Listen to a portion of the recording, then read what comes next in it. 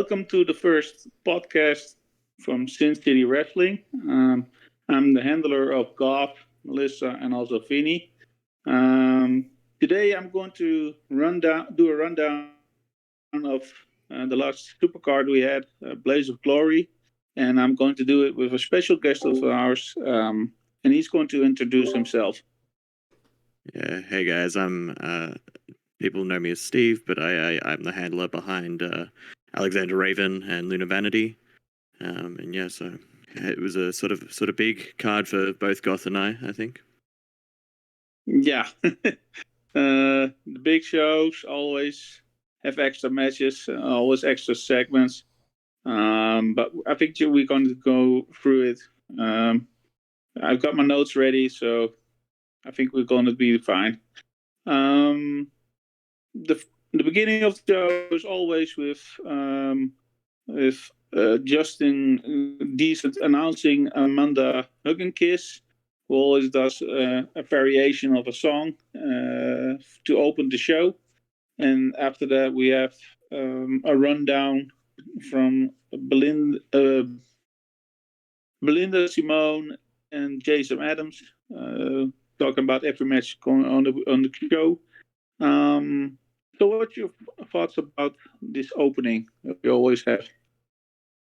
Yeah, so Blaze of Glory 11. I kind of like that there's that rundown, just setting up what's going to happen on the show, gives people that sort of idea of where to look for people they may have interacted with and sort of what they're doing within SCW.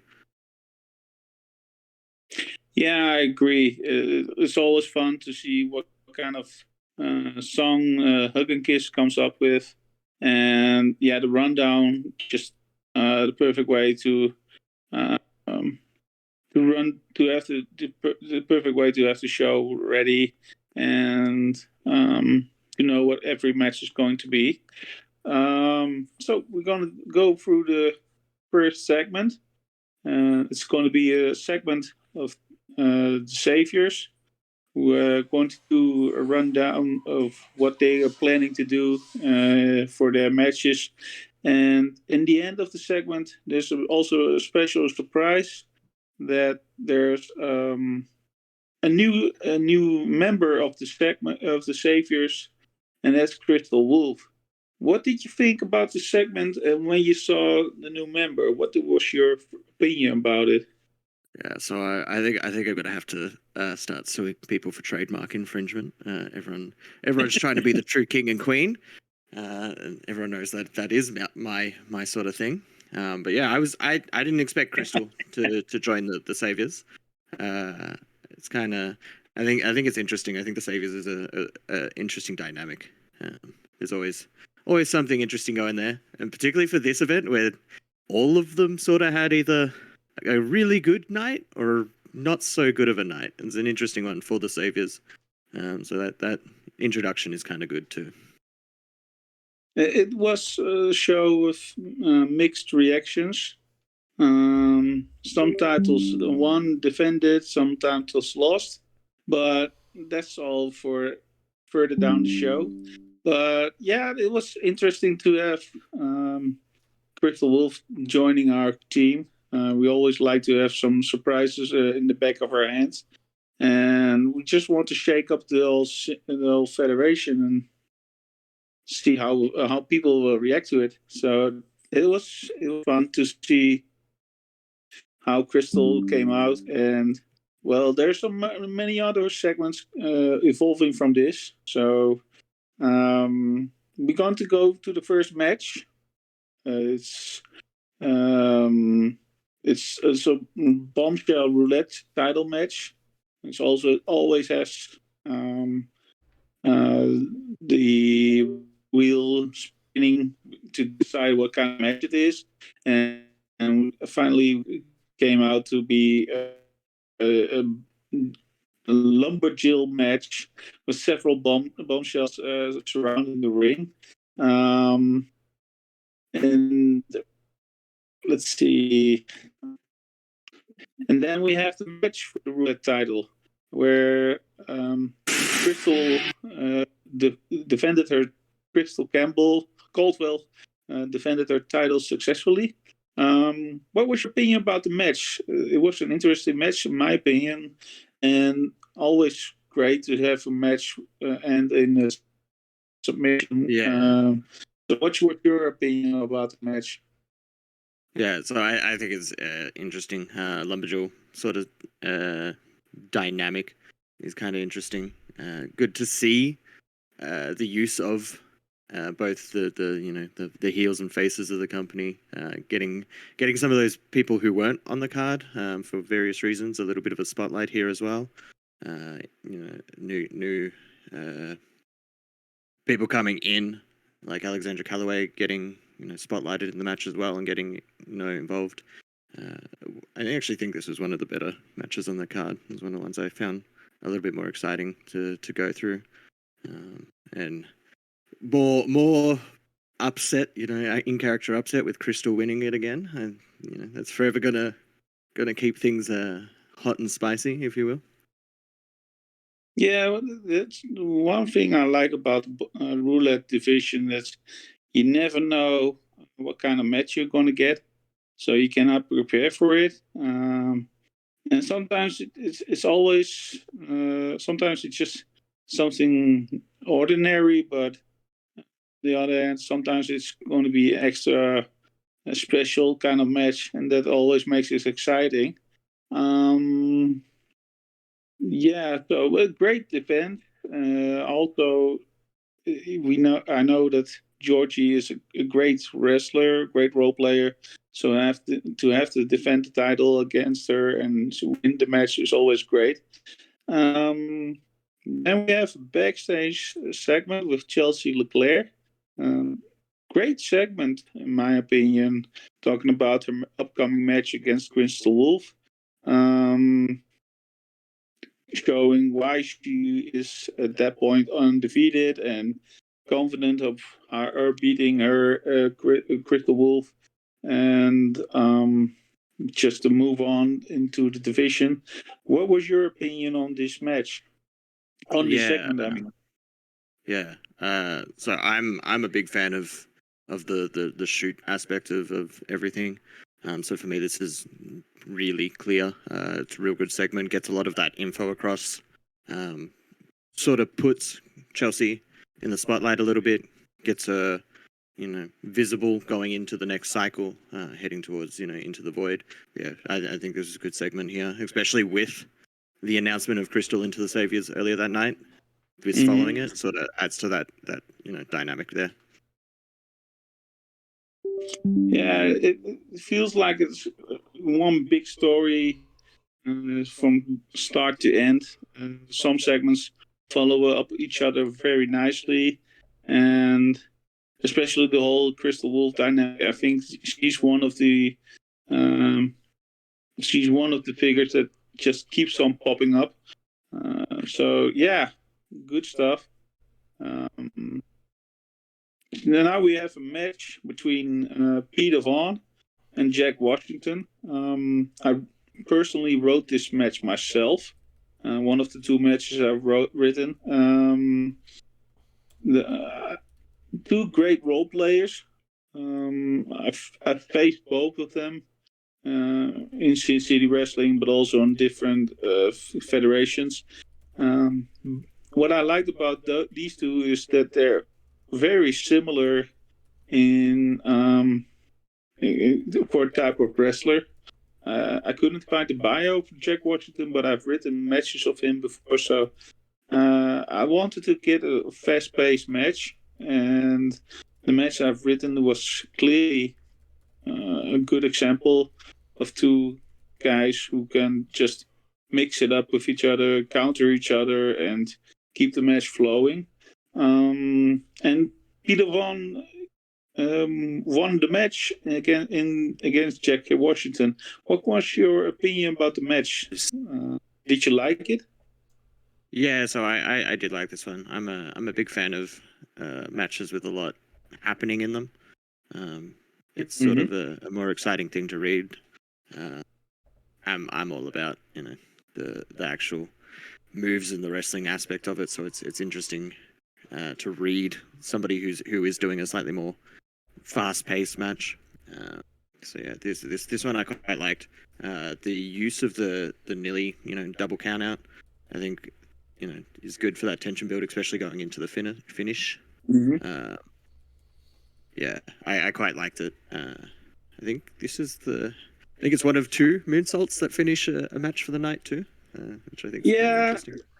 It's sometimes I just want to do something else and look a little bit past the ordinary matches or the moves that's constantly in the moveset, and I figure like I saw the moonsault type in his roster, so I thought this is a great way to end it, especially after the spear that I gave him, made him do, and I personally thought it was one of my favorite matches that I've done recently for Sin City Wrestling. So yeah, I wanted to give them both something special, and I think that I've succeeded in that. Then we have a segment from Jesse Salko, talking about certain people like Harper, whose parents have been murdered, and also her match with Devona and what she's going to expect from it, and she also had some words for J2H, one of the bigger legends that Sin City Wrestling has ever produced. And after that, we had the match between her and Devona. Interesting match, especially with the sudden arrival of Teddy Warren, who distracted the referee, and that Devona took advantage of it and won the match against Jesse Salko. And after that, she and J2H had a stare down, as they also both competing in the Blast from the Past tournament that will be starting very soon. From the first new Climax show that will be on, the card will be booked later this week. Yeah, what was your opinion about the match and the segment, of course? Yeah, so this the segment leading into it's good, just because Jesse sort of come into Blaze of Glory with nothing, so the Devona match sort of coming in a little bit into a few days after the card was posted was good, gave Jesse something to do. But for me, the big thing coming out of this was that sort of start of a look into a few of the members of the Blast from the Past tournament. Yeah, I quite like that.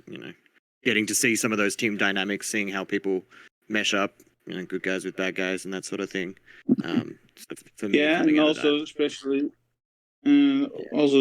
because J2H and Teddy Warren has an history mostly about through Twitter. Actually have had a big Twitter war for I don't know how long, and where they're either trying to claim that they're the better one of the two. So that's also interesting to see that dimension also being involved into the match.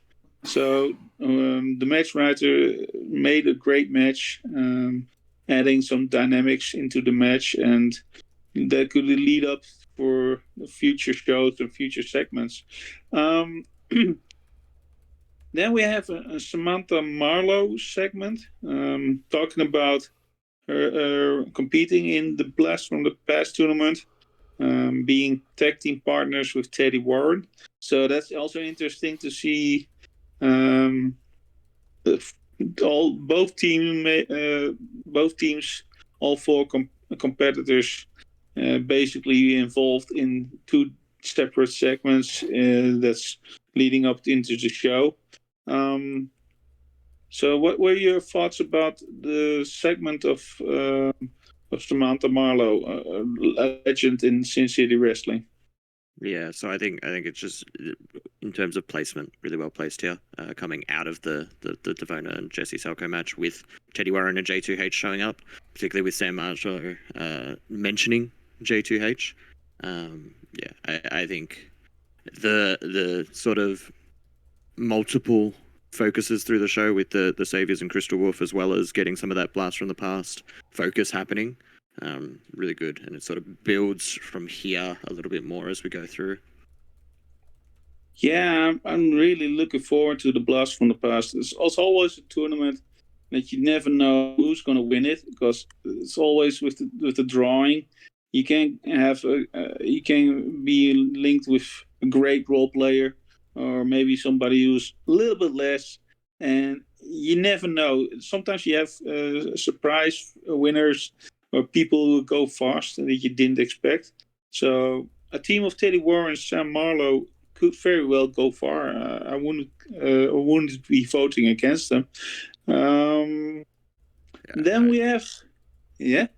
I was just gonna say I think it's funny that my character Alexander Raven got teamed up with Alexandra, because I have teamed in the past with another Alexander, and that's pretty much the whole origin story for Alexander Raven.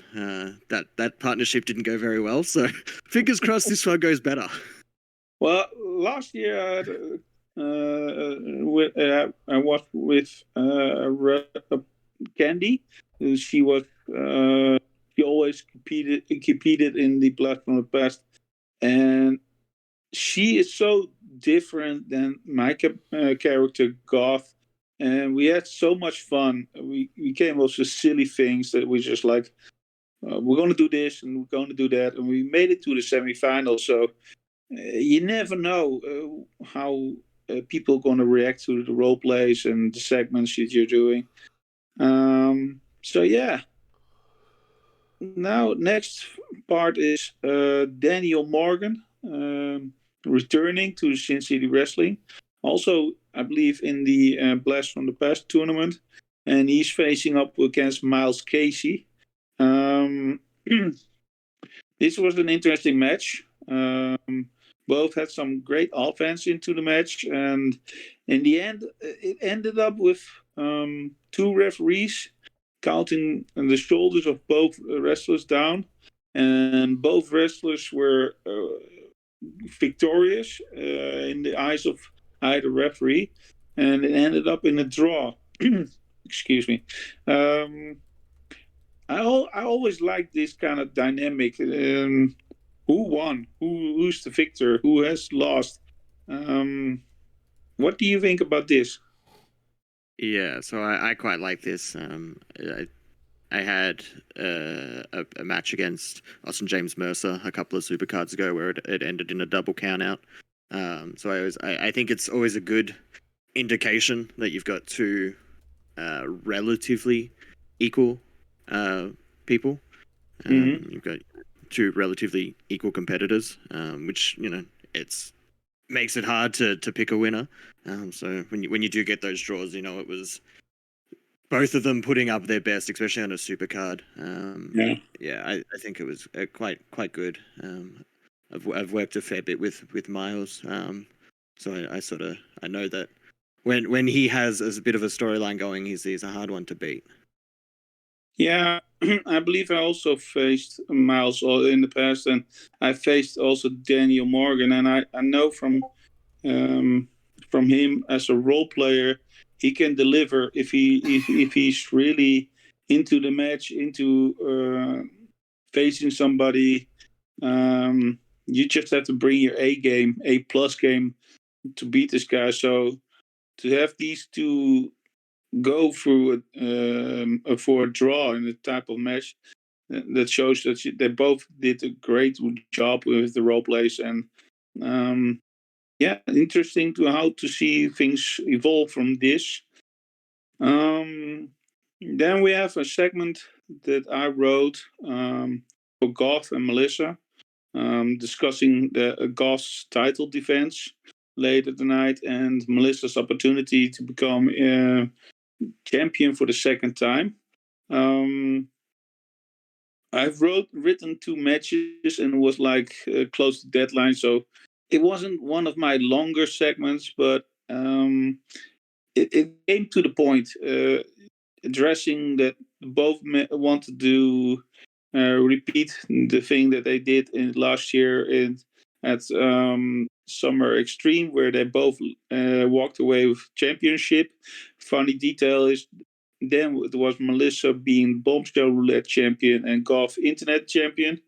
And this time around, Golf was Roulette champion and Melissa went for the Bombshell Internet championship. So that's a kind of funny idea. So what was your opinion about the segment? Yeah. So playing a little inside of baseball here. I actually think it amuses me reading this segment, knowing that both you and Andy, who is the handler behind Bill Barnhart, have been in the same places for so long, because you both have a very similar style when it comes to your characters interacting with their significant others. It makes me laugh when I not in a bad way, but like when I look at it, I'm like, oh, you can tell these guys have written the same sort of shoot promo style for so long because it comes across in the writing. Mm-hmm. Yeah. Yeah. But yeah, I think it's good, having that hint at the throwback of each of you having the opposite belt, 6 months ago, compared to now, with you Roulette and her going for the Bombshell Internet Championship. Yeah, I agree. Last month I faced at the first show I faced Bill for the roulette title, and I beat him for the championship. And it was also the first time that Goth and Bill actually met in this company. Yeah. Seeing that we both been here for I don't know how many months, years. But that one was special. And this show I've got faced somebody else, and Bill made an appearance before the match. That was kind of funny. Yeah. But yeah, it was interesting to just have Melissa look at the belt and like I want the belt again, and looking forward and really building forward to the match later tonight. Um, let's see. Then we have the segment for the number one contendership for the Bombshell Roulette Championship. It was a fatal four-way, and they spun the wheel for the extra dimension for the match, and it was becoming a false count anywhere match. Um, Four great names in Sin City Wrestling: Kim Payne, Dawn Warren, Selena Dunic, and Mercedes Vargas. Um, this one was brutal, in my opinion, the match. But it also fits into the whole situation of roulette rules. You never know what you're gonna get, and sometimes it fits in your alley, and sometimes you just like you have to come up with something to make it yours. And this was one great match, and in the end, Kim Payne succeeded to win the match and to challenge for Crystal Caldwell championship, plus the extra dimension because these two really hate each other for something that happened between Crystal and Cat Jones in the past. So yeah, it's going to be interesting to see what will be coming up next with segments and when these two finally meet. So, what was your opinion about the segment and the match between these two? Between these four? Yeah, so for format matches, I feel like would be an agony to write because there's just so much to be keeping track of at all times. Yeah. But I actually think this one reads really well, particularly the ending sequence. Where you've got Dawn locking in Puppy Power, and then Mercedes hitting her Black Rose Overdrive, Kim getting the lights out, and Mercedes for that win. I quite like that sort of bang bang bang finishing sequence. I think it particularly in a match where it is so chaotic leading up to it, sort of having that chaotic ending, I think goes a long way. So yeah, it'll be interesting with Kim Payne winning it and having that sort of history between her and Crystal. So yeah, I think it'd be interesting. Yeah, it's not going to be for the weaker heart. Yeah. um, and also, what you're saying, I usually write a lot of multi-person matches, tag team matches, or other type of matches with a lot of people, because uh, there are some who also in city wrestling who do write these kind of matches, but often these are the last ones that are going to be picked.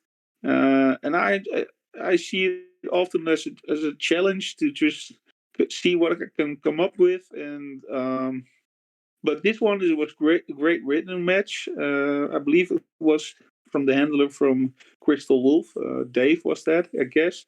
I believe he wrote a great match. Always does. That's also one of the strengths of Team City Wrestling.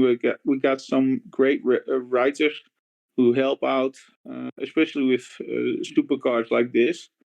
The next segment is a special, interesting one because it's Calvin Harris, the brother from Michael Harris, who competes in the main event against Mac Bain for the world title.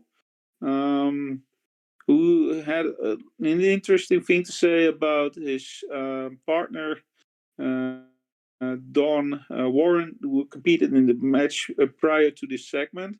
And he had some words to say about whomever wins the world title. It doesn't matter to him.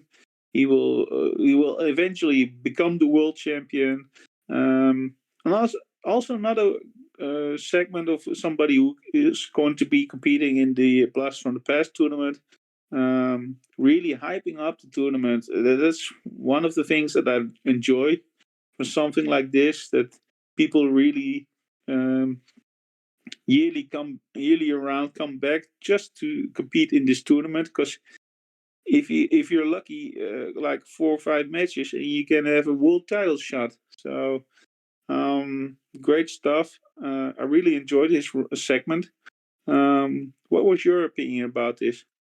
Yeah, so I think it's just for me, it's interesting that you've got another team here where you've got a very defined good guy and somebody who's a little bit less of a good guy. So yeah, I think it's interesting that there is so many teams this year round where you have those very different, heel face dynamic, tweeners that lean more heel, teamed up with some of those more faces. I'll show my infancy a little bit with Sin City, in that I didn't really know much about the Harris brothers before the last few weeks, but reading some of their stuff recently, I've been quite impressed. And I think just this segment is quite good at building the hype around Calvin leading into Blast from the Past. Just the more and more that we're getting here, it builds up, and you see who's winning and who's losing out of these teams going through the rest of the card, which makes it a little bit more exciting leading into the card coming out on tomorrow for me. Yeah, it's one of the things that I enjoy about tournaments like this. You always have some people have a shock return. I know Calvin Harris, I believe, from a past world title match that I had with him. Tough competitor to face, a tough competitor to beat. So I'm looking forward to see what he's going to bring to this year's tournament, and if he still is able to deliver the things that he has done in the past. And if it's is something like what Michael Harris is capable of doing, then I think we got a bona fide big challenge at our hands, just like he was in the past. So that's going to be another tough competitor to beat, along with his tag team partner. Then we have another segment for the ruler title, where Goth and Malachi get the wheel spun to decide what kind of match they're going to have, and it's going to be a hardcore submission match Uh, and before the match starts, Bill Barnard comes out to the ring and wanted to speak out his appreciation for Goth before the match started. I thought that was an interesting thing from Andy, who wrote the match, to have Bill come out and almost be like a special cheerleader for Goth or something. But that's typically Andy. He always adds something interesting or funny to a match, and to have a hardcore submission match. Yeah, if I think about a match like that, a lot of painful things comes to mind. I would love to write for a match like that. And it was a good match. Both men had some great offense into the match, and in the end, Goff wins with the submission and retain his championship against a man that, since returning, hasn't lost a match. So kudos to Malachi. I know he had some personal issues leading up to the show, so he asked me to just keep it to one role play, and I thought role play was pretty good. So I wasn't sure how the match would end, but I would love to face him again down the road if the opportunity delivers. So, what was your opinion about the match that Andy wrote for the roulette title? Yeah. So yeah, Andy's one of my favorite people to work with. He was the first sort of person I worked with when I came into Sin City, and he's just, you'll know from working with him. You post a good role play, and he'll message you and be like, "Oh, really good stuff this week, loved it." So it's always fun for me reading things he writes, because he does add that little bit of that comedy spark to it. Sort of, he understands that his character is a little bit comedic, even though Bill takes himself so seriously. So I think it was kind of nice having that come through early. I also like that it took that hardcore rules stipulation pretty much from the word go. You're 4 sentences in, there's a metal chair coming out, and you've got them going for submissions all over the place. It is very chaotic. There's a lot happening. There's a lot both of them are doing. Again, I feel like the saviors are coming at Alexander Raven, trying to take my king thing. Goss out here taking his finishing move with the bulldog choke. There's going to have to be some kind of retribution for that. I've noticed that a lot of people these days are using the bulldog choke. It's not it's not something that's original anymore. So I may have to alter some moves in my moveset. But yeah, that's how things goes in wrestling, I guess. Yeah. Good match overall, that one. Yeah, I really enjoyed it.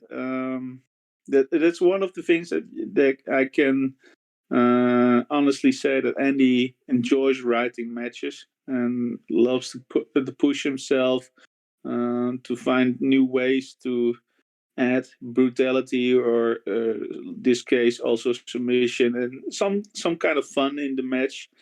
And often he succeeds in doing so. So yeah, I always love reading matches from Andy as well as from all the others. But he has some extra humor into his writing ability. Then we have a segment between from Hullifer Bottom Carter. I always crack up when I read this name. um, about this match later tonight against Austin James Mercer. Plus talking some stuff about his personal life, and yeah, it's always interesting because I know the handler of this character, and he always writes great stuff, and yeah, it's interesting. And what was your thoughts about the segment? Yeah, so I've worked with Carter recently. They got the win over me. Always writing fantastic stuff. Really, really good. Very passionate, and they particularly coming to this character. one of the few other handlers that I talk to pretty regularly. So it's interesting, particularly for this one, having faced Austin James Mercer recently, and having beaten him but lost to Carter. I think it's interesting with their match coming up with how that ends. But I think this is, it sort of put a little bit more into that match that people who aren't as familiar with the history of everyone probably needed. I think it's quite good. Yeah, I agree that the whole story between Carter and Austin later on in the match is interesting because it evolves in a couple of segments in the match. That you can see that this is a story that's gonna build up to something bigger later on. And talking about a story, we got the main event player of this show, Crystal Wolf, again coming out to a segment and have Cassie Wolf come out. The two of them have a discussion about why Crystal is doing this. Did she join the Saviors? Trying to convince her to not to do this.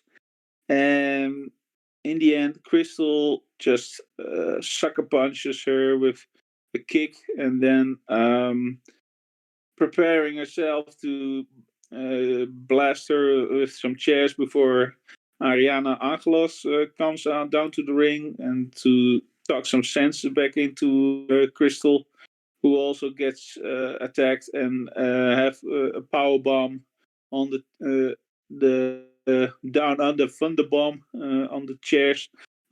Crystal really is showing that she has a mean side to her, a side that I believe not many people thought that she would have.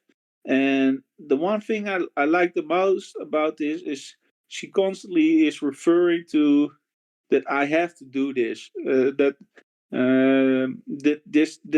is the only way for her to do the right thing. And um, yeah, I've talked to Dave, and he was really setting himself up to get really hated. And this is a really good start for him to get Crystal noticed in a totally different way. So, what did you think about this segment? Yeah, so I thought this is probably one of the best segments on the show, purely because you've got Crystal revealing herself in the very opening segment that she's joined the Saviors, which makes sense after reading this, but at first it's like, oh, okay, Crystal's in the Saviors. Why is Crystal in the Saviors? Then you get this segment, and it's like, okay, yes, Crystal has lost it. She's running with this idea that this is everyone else's fault, and it's she's doing what she needs to do. Yeah. Very much gives that reason as to why she joined the Saviors. And works out very well here. Yeah, she clearly doesn't want to be somebody who just hangs around being the last person in the group. She really wants to be up front and really antagonize other people. And clearly she's doing a great job. And then we have the Austin James Mercer versus Halifax Bottom Carter match. Really brutal match. The way where I thought in the end that Carter was having an opportunity to really do some damage, but Austin just showed that he's just too big, too powerful, catching Carter and just holds him in the air before power bombing for him through the announce table. Something I like about Austin that he can be a good guy and also be one sadistic heel. He can do both, and I personally like his heel side better than his babyface side because he can just produce that extra viciousness, and I really don't care what I do to you.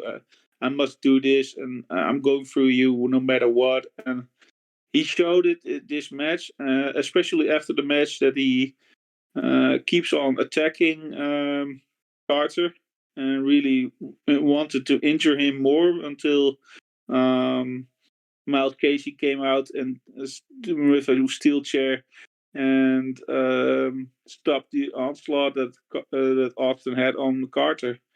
I really love vicious attacks like this. Shows the real true heel side of a character. What is your opinion about this? Yeah, so I had a little bit of a feud with Austin last year. Sort of was part of when Raven won the Internet Championship, and that led into their feud. And I think it is interesting where Austin is now, even compared to where he was then.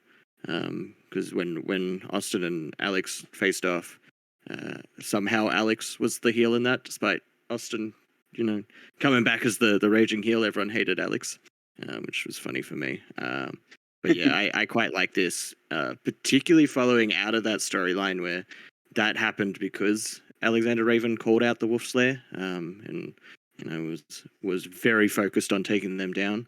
And now it's sort of almost coming full circle with the reason that happened was Miles Casey beating him for the belt, calling them out. Austin beats him up. Now Miles and Austin are sort of at each other because of hell of a bottom Carter. I think it's interesting how these little bits of storyline from multiple places sort of build up and connect, and now you've got Wolf's Lair at Wolf's Lair. Yeah, I think it's quite interesting. Yeah, I totally agree.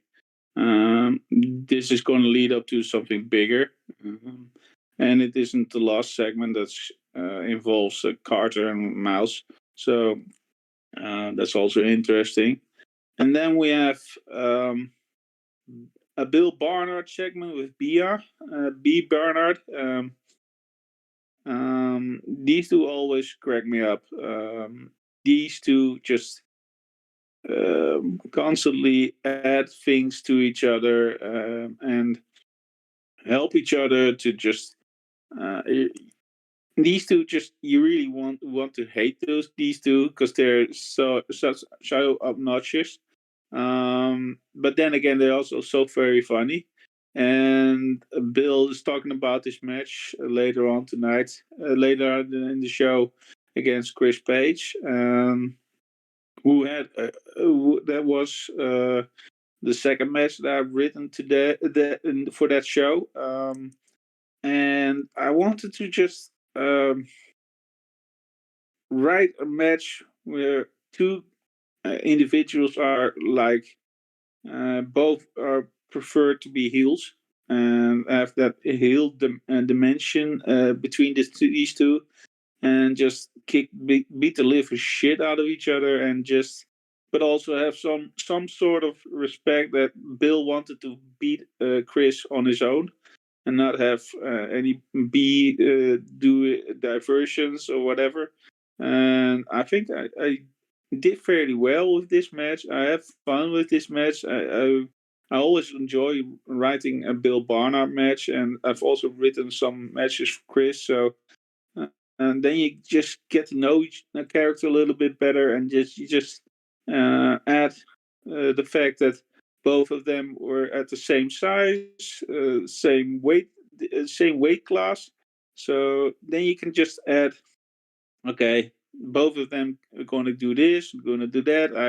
I wanted to do the test of strength thing, and both outsmarting each other, stuff like that. Little classic heel dimensions, and I think I did well in this match.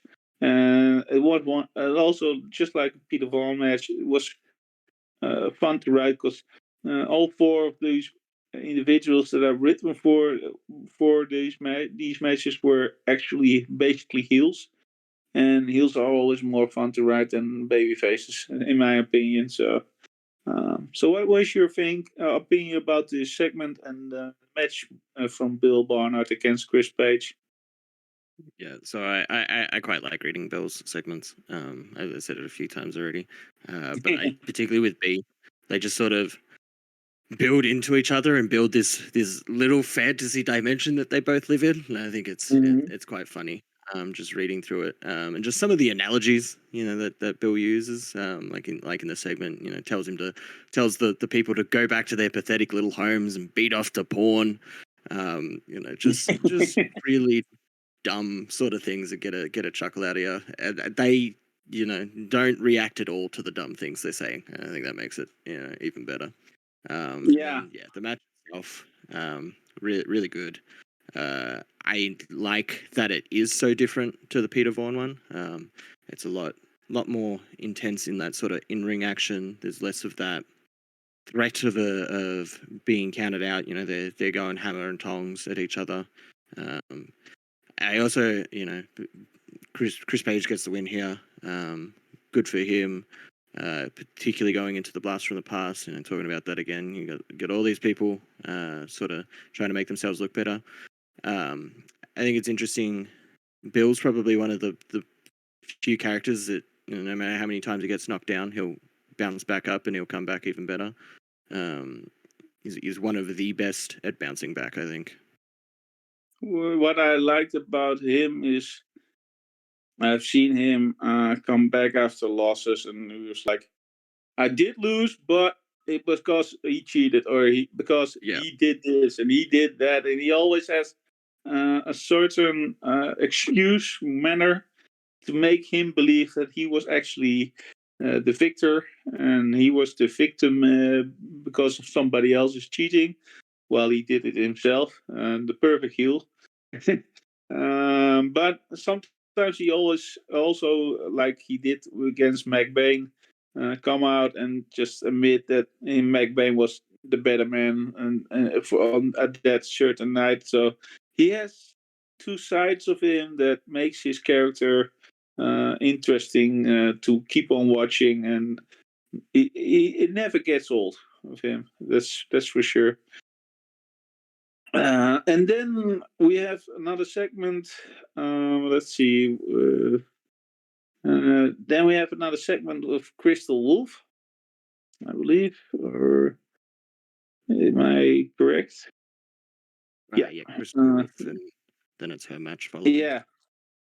Yeah, and then her match against Chelsea. What was her last name? Leclerc. It was interesting. Both of them had great segments talking about the match and talking about why they're going to win. And Crystal, with her attitude, with being a part of the Saviors, feeling confident, because the old Saviors are behind her now. And she actually went out and also beat Chelsea Leclerc in the match, and handing her first loss since joining the Sin City Wrestling. So Crystal had a great pay-per-view, great build-up from the start to all the way to the finish. And this match is just perfect example of what a heel turn can do for a character. So, what is your opinion about the whole segment and the whole show for Crystal Wolf? Yeah, so I think particularly with the segment where it's more of like I'll tell you guys why I'm doing what I'm doing when I feel like it, and then going into the match, I think it was super important for her to actually get the win here, particularly after all the build up through the night. I think it could have been very anticlimactic if she had have lost here. So it's very good that she did get the win. Yeah, interesting that it hands Chelsea Leclerc her first loss. That's always the hard one to bounce back from, is that first loss. But it is that sort of the Crystal Wolf show on this Blaze of Glory card. So yeah, very interesting. I quite like that it all culminated in picture perfect form, basically, for Crystal Wolf. It'd be very interesting to see where they take it from here. Yeah, I agree. And just like you said, you wouldn't want to lose a match like this after such a build-up. Then again, being a heel, you always have some excuses for why you lost. So there's always a bounce back if you're a heel after a win or a loss. So that's always interesting. And following up to this, after this match, we have a video promo for the upcoming Sin City for the upcoming Sin City Wrestling Tour, with some tour dates, going through several different places. And then we have the Internet Championship between Ken Davison and Alexander Raven. In my opinion, one great match, and yeah, one of these matches that the Saviors couldn't win the championship. So, how was your opinion about this past 2 weeks, facing Kane Davison for the title? I faced him before. He's a great role player. I bet you must have had some fun with this one. Yeah, so me and especially after losing the roulette championship on Raven, coming out of that, talking with Christian and Mark, sort of was like, oh, where do we go from here? What are we going to do? And so we were like, oh, well, we're going to build to this Wolf Slayer thing, but they gave me an opportunity at the time to be the first sort of challenger for Davison's championship at the time, and we sort of hit it off in that first encounter, and we bounce ideas back and forth all the time. So leading into this, we were really excited, and then life sort of got in the way. Ken had a pinched nerve, and I was going through some stuff at home, so we only actually got one role play out each. And neither of us were particularly happy with the role plays that we got out. So I'm glad that the match came together so well. Because life sort of didn't let us have the best experience leading into this one, but we've talked about, and there is plans for future sort of encounters, and I think that's probably why the ending itself is a little bit suspect, with both of us falling into the ropes, and the commentators questioning, was he against the ropes? Match probably shouldn't be over. But yeah, I quite like that this is probably, I think it's the only match on the card, where the crowd are, so heavily involved, chanting all this shit and fight forever. I'm always a mark for my own characters, call it, narcissistic or whatever. But I like reading my characters in a good match. And this one I quite liked because Raven was getting his blows in with Davison. I think they actually match up quite well as two different, competitors. I also think it's interesting that leading into matches with heels, Raven tries to come across as the face and somehow still ends up the bad guy. Yeah.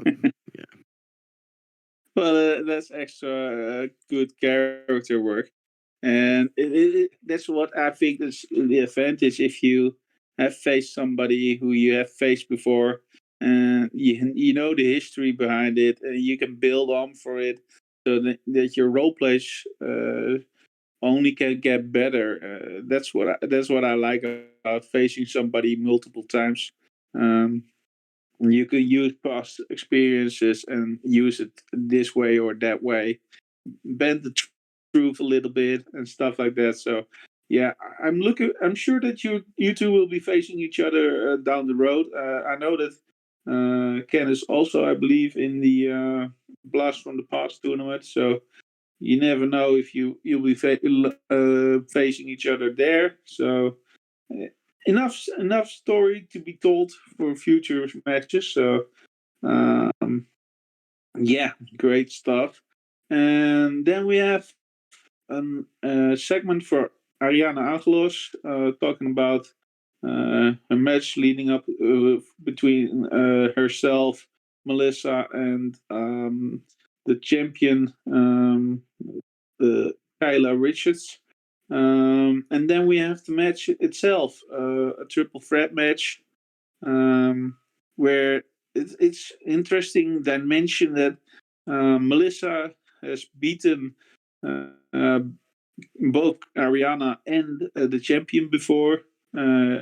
Also recently had a draw against the champion, but also has suffered 2 losses against Ariana, who never could have beaten Kyla. So you got this whole dimension like, I'm better than you, but this other person is better than you, and stuff like that. Just like what you mentioned early on in the show. And yeah, it was a tough match. Both are great role players, and I would be lying if I told you that I wasn't happy if I didn't win. So I was very happy that I won the match and become with Melissa an internet champion. Because especially Kyla has been on a roll. Only lost the championship once and held it over like 150 days. So at least that shows you that it's a great role player and a great character.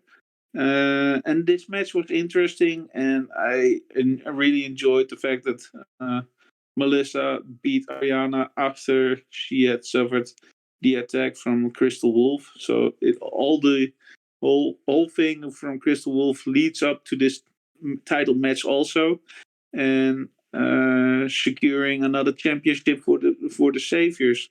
What are your opinions about this segment and this match? Yeah, I quite like this one. I got to work with Ariana recently, and that was the mixed tag against the Team Go members with Carter and Ariana. Mhm. So they got the win that time, and so I know Ariana's quite a competitive competitor. So it's this one I actually didn't sort of know which way it was going to go. I'm generally I'll go through everyone's role plays and sort of I think this person will win. I think this person will win. Just because that's fun for me. But yeah, this was one of the few where I was like, I can't pick it. It good for you that you got the win. I think it's harkening back to that segment earlier in the night where you were talking about a year ago. Goth was the internet champion and Melissa was the bombshell roulette, and now Goth's the roulette champion and Melissa is now the bombshell internet champion. Yeah. Interesting mirroring dynamics there. Yeah, and I have to agree. This was also one of these matches that I wasn't very sure if I won because I faced Kyla a few weeks prior to this, and back then I was like, I got this match won, and then it turned out to be a double count out. So it shows you that you don't have to write like 5, 6, 7,000 words to beat somebody. Because Kyla usually writes around 2, 3,000 words and still comes out with the winner of the match, and that's also gives you an idea that this person is on the top of its game, and you have to produce your best role players to beat this person. So it was fun. It was, I admit, great to win this match, and if somebody else would have won, I wouldn't have any problems with it. So great for me. And I look forward to see what the future brings concerning these 2 other characters and Melissa. Then we have a special segment between Bobby Dahl and Christian Underwood. These two always have some great Twitter wars with each other, where Bobby also gets private plane tickets, first class, and hotels and stuff like that to follow up with the tour, and then after that she chases off again. Chases off Artie. These 2 characters always cracks me up. I'm so happy that Bobby is back because she's so fun to work with and read her segments and also her tweets. And it also follows up to another segment later on in the show.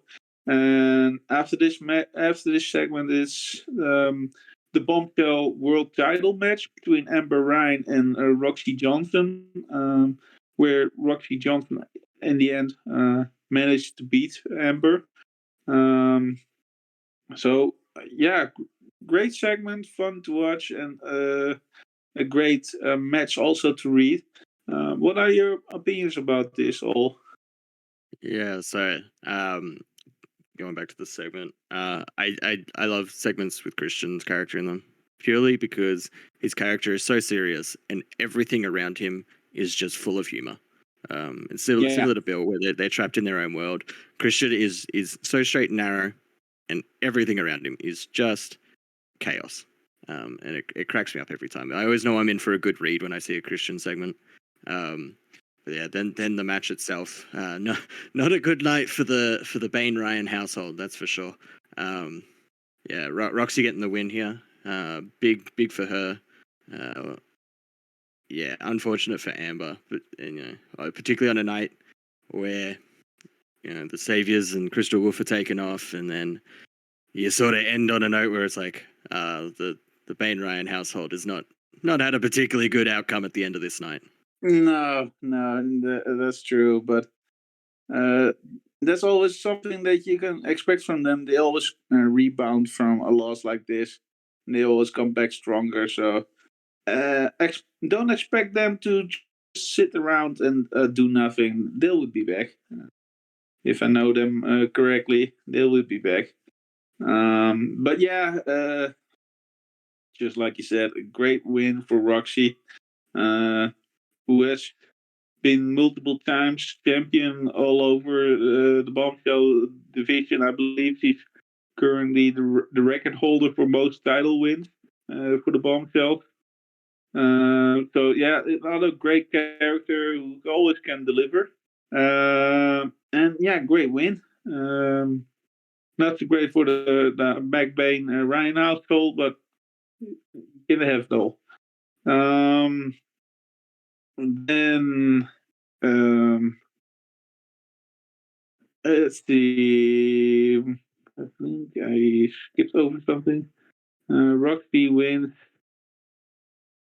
and uh, and then we have another segment with Bobby Dahl, still chasing Artie.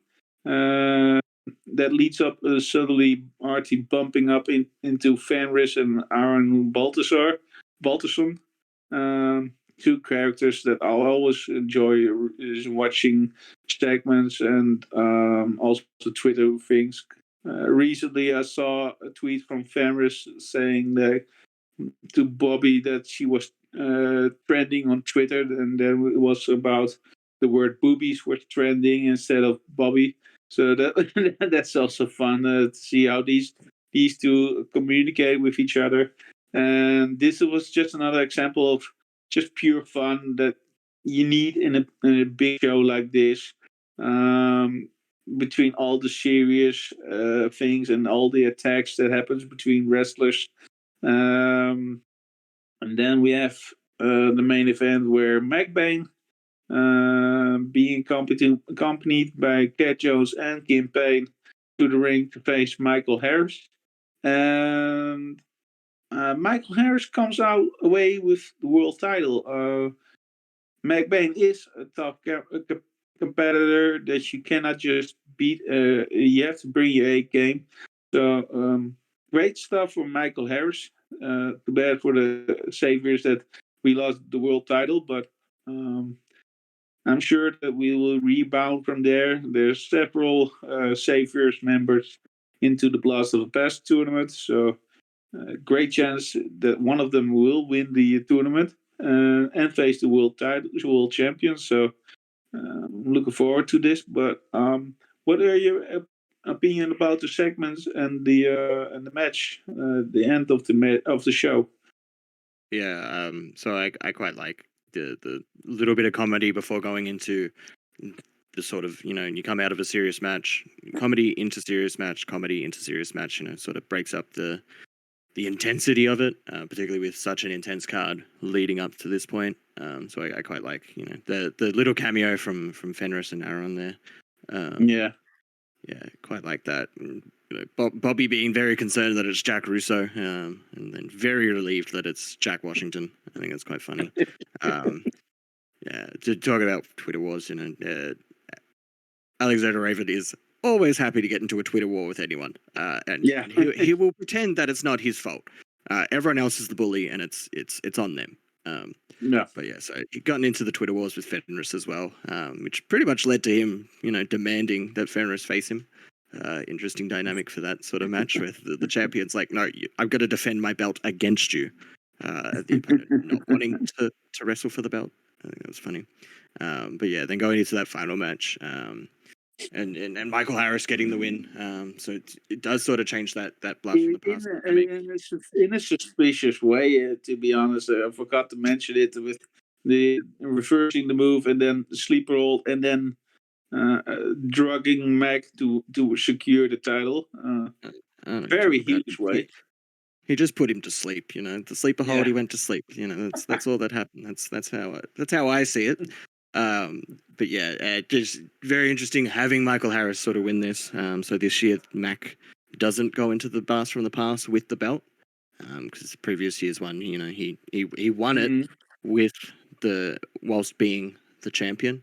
So this year, it's a little bit of a different thing for Mac Bain. He's sort of on the back foot going into the tournament and coming through it. He's trying to come out of a very clean, acceptable loss. He went to sleep. These things happen. It's acceptable. Coming into the blast from the past, it'd be interesting, particularly with how many members of the Saviors there are in it, and the introduction of Crystal and stuff. So you've got so many different dynamics going into it, and some of the Saviors won this tonight, but Ken and Mac, both Ken and Mac were the only ones who lost, sadly. Yeah. But yeah, you can't have them all. But it doesn't. It's always about who will reign supreme in the end. So I'm sure that Mac will be back, and if it's not Mac, then somebody else. Saviors will be back. Yeah. So this is. I think that. This was the whole Supercard show, and I hope that people have stayed around till the end of this show. We'll be back soon. Talking about the new card. Will be up tomorrow, and talking about future shows. So I'm Goth, and he's Alexander Raven, and we just say see you next time. Do you got something to say before we go off the air, Raven? Yeah, just to upset everyone. Don't worry about winning the blast from the past. That is going to be me. Alexaholics Anonymous are going to win it. And just thank you to Over the Top Network for hosting us. If you could, please like and subscribe. It'd go a long way so we can keep doing this with Over the Top Network. And you can get your bite-sized dose of Sin City Wrestling.